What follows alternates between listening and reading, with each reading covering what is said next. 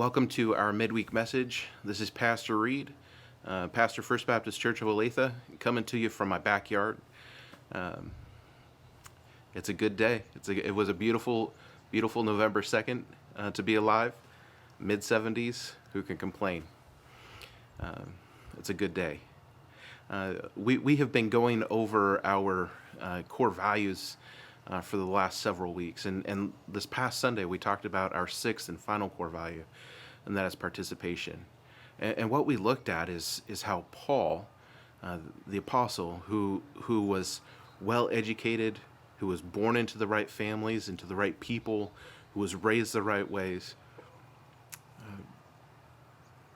relates to the people in Rome and the churches in Rome that it's because of God's grace. It's because of God's graces that he's been allowed to speak, and he lets us know he lets them know that each and every one of them has been given a grace, and these gifts, these charismatas, as they're called in Greek, are ways that we are given, supernaturally given, to express God's grace to the world.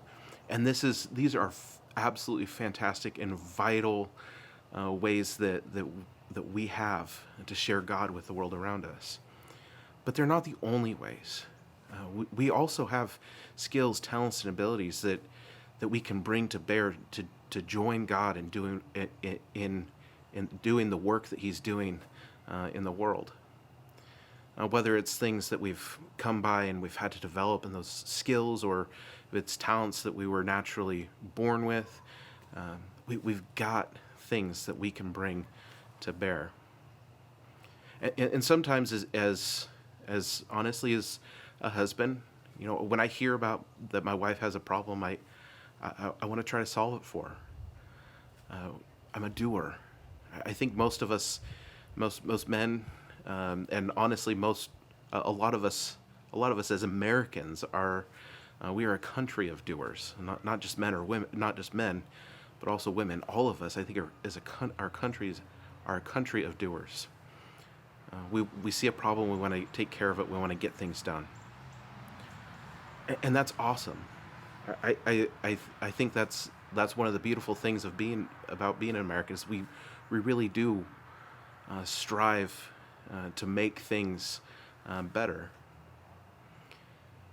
But what if we as a church sought to make things better for people, but never actually took people to the one who can change their lives? What if we never accomplished our mission of drawing our communities and world into a deeper relationship with God? What if? Would those whose problems we solved ultimately be any better off? I think it's a question worth asking. And part of the way I wanted to answer this question is by looking at Luke 5:17 through 26. It says, on one of those days, as he was teaching, Pharisees and teachers of the law were sitting there, who had come from every village of Galilee and Judea and from Jerusalem. And the power of the Lord was within him to heal, that is Jesus. And behold, some men were bringing on a bed a man who was paralyzed, and they were seeking to bring him in and lay him before Jesus. But finding no way to bring him in, because of the crowd, they went up on the roof and let him down with his bed through the tiles into the midst before Jesus. And when he saw their faith, he said, "Man, your sins are forgiven you." And the scribes and Pharisees began to question, saying, "Who is this who speaks blasphemies? Who can forgive sins but God alone?" When Jesus perceived their thoughts, he answered them, "Why do you question in your hearts? Which is easier to say, 'Your sins are forgiven you,' or to say, 'Rise and walk'? But that you may know that the Son of Man has authority on earth to forgive sins."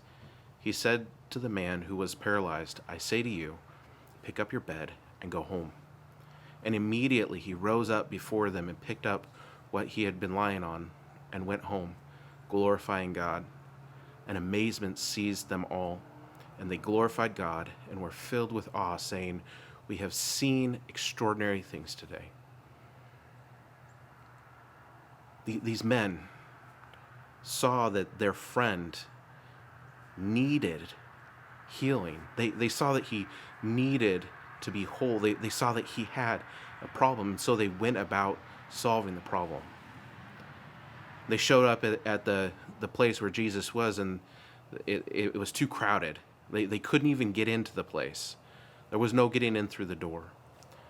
And so they took the skills and the talents and abilities that they had, and they took the man up on the roof, opened some of the thatch on the roof, and lowered the man down. This is the first thing that I want us to see is that like we absolutely are called to use our gifts, talents, and abilities to solve people's problems. But the ultimate problem solver, the ultimate gift giver, the ultimate one who can make us whole is Jesus. And so in the midst of these men trying to solve their friend's problem, they take him to Jesus. And think about it. Like, they're not just taking him to Jesus in an easy way. They're desperate to get him there. And desperation will cause us to move mountains, to make things happen. And these men were desperate to get their friend to Jesus. And so when they show up and the door is jam-packed and the place is packed out, that doesn't stop them. They get him to Jesus. And so the first thing I want to say is that in order to participate in what it is that God's doing, absolutely we use our skills, talents, and abilities to serve people, to solve problems. But ultimately, it is knowing who can ultimately change lives and being desperate enough to use our skills, talents, and abilities to get people into a place where they can see Jesus. Really, it's Jesus. Jesus is the one who changes lives.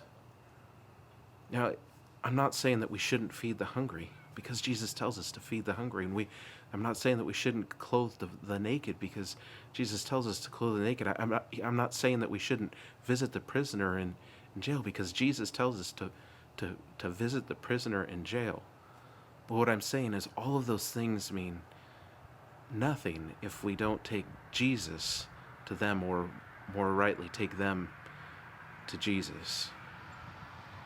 And that as we participate in what it is that God is doing in our homes, in our neighborhoods, in our community, in our church, and as we see people come to Jesus and get forgiven and are made whole and well, we've got to celebrate and give the glory back to God.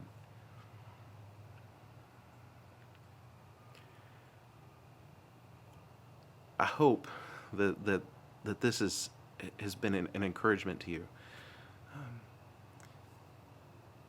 I hope that we can become desperate to get our friends, our neighbors, our loved ones, the broken, the lost, and the least, to Jesus.